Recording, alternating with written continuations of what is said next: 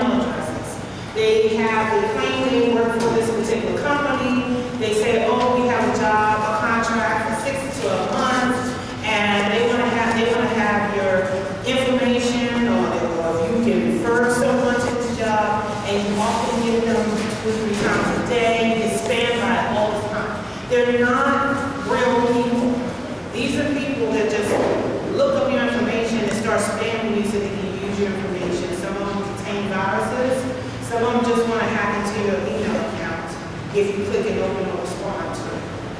So at some point, I didn't get a chance to do that, but what I'll do is email all of you, and I'm pretty sure I have all your email addresses. Email you examples of a spam advertisement versus one that's not spam, so that you can kind of recognize when to acknowledge and when not to. Yep. But you can't tell the difference. Some of them are so simple you can't tell the difference. There's a couple steps you have to do to find out, and I'm talking about that. So if you want to find out if this person is not spam, first and foremost, don't open any attachments. That's the first step.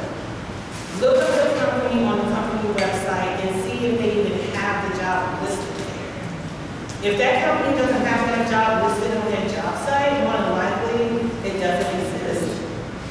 You know, and you can like I said, when I see the example, you're going to say, oh yeah, I see that. Okay, now the next on the list is unknowledgeable recruiters. Okay, these are recruiters that literally will scan the databases for any kind of inclination of your skills. It could be 1 word, 2 words, 3 words. And then what they'll do is that they don't have any knowledge of your skills. They don't have a background in what you do. They work for a company, and all they do is get paid, call you up, and phone screen you. They want anything. They don't know anything. They don't know about the job itself. They can't answer any questions. The only thing they can say is, I'm giving you a call because I saw that you had skills in ABC. And we have several jobs that we are considering you for, but they never tell you what the job is. And then when you ask about hours, they'll come back and say, well, I got to get back to you on that information. I don't have that information. These people really don't know who you are. They will match you on the jobs that don't match it. So if you're in healthcare, they might call you up because you did some kind of medical. They might call you on the National Medical System. They don't know anything about your job or your resume, and more than likely, they don't even have your resume in front of them when they call you.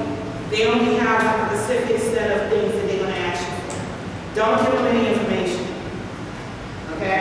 Then you have the survey recruiters. Now, these are the more aggressive recruiters. These are the ones that literally will call you up and immediately say, hello, I'm here to talk to you about a job. We have several positions for you. We have this position, this position. They'll name the positions.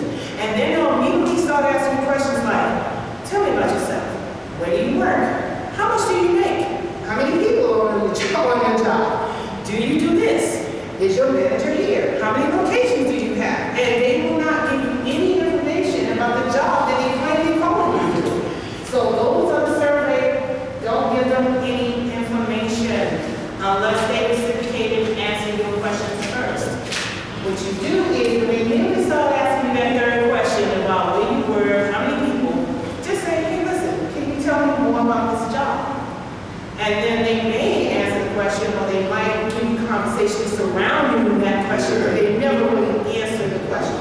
If they can't give you any solid information about what the job is, where it's located, hours, and at this point you can ask salary range.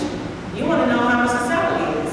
If they can't give you that, they just want your information. They're getting paid to find out how many people are looking for this particular job. They're not looking to help you. They're looking to help. And then the last one is professional recruiters. These are people who are professional. They are legit. They're in LinkedIn. They're easily to be found. They have reputable phone numbers. They work for legitimate businesses. And they tell you everything about the job. They tell you who you're going to be interviewing with. And they follow up. And they return your phone calls. Give you contact information. A lot of these recruiters come from I would say in the last 5 years, they don't make as many phone calls as they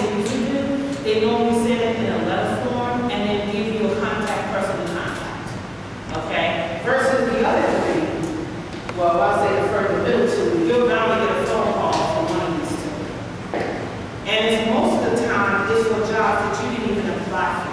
Yeah. That's when you know they fall into number 2 and number 3. But in any of these cases, just use them as practice. Every time you talk to one of them, just practice. Practice talking to them, practice asking them questions. You know, ask them more questions to evoke them to ask you more questions. Now, how can they stop calling me? I had this, the last 2 weeks, this certain people be calling me, and they always follow up. I tell them their name, they say, we see that you had been on one of our websites. Right. I said, man, I haven't been on the website. Yeah. Please stop calling me. Right. But yeah, see, those are the ones that what they do is that once they get you on the phone and you confirm who you are, because I get that all the time, they sell your information to the next company because you're a confirmed contact at that point. You have a name, you have a phone number, and an email address. That is a marketable thing that they make money off of. When you answer the phone and say, yes, you're talking to Anthony Lawrence. When someone calls me and they ask for Ann, I really go and ask who's calling. If I don't recognize this as a major company, or if I didn't call, and I might even say, you speaking to Ann, and then they go, well, can I verify this information? No, you cannot. I didn't call you. Okay? So, even if you had said, please don't ever call me again, then you're going to get the next spam recruiter that's going to call you. Yeah. You know, because now it's confirmed. I mean, it got so bad one time I literally changed my phone number because I was getting them 3 or 4 times a day. Really, I had to change my phone number. So, and now, honestly, I don't even use my home for anything other than really nothing. I just use that myself because I get so many spam phone calls, people calling about, get some solar panels, and this and that and the other. I'm like, no. I just let it sit there and ring, and I'll answer it at some point. You know, that's like my dummy phone. But just use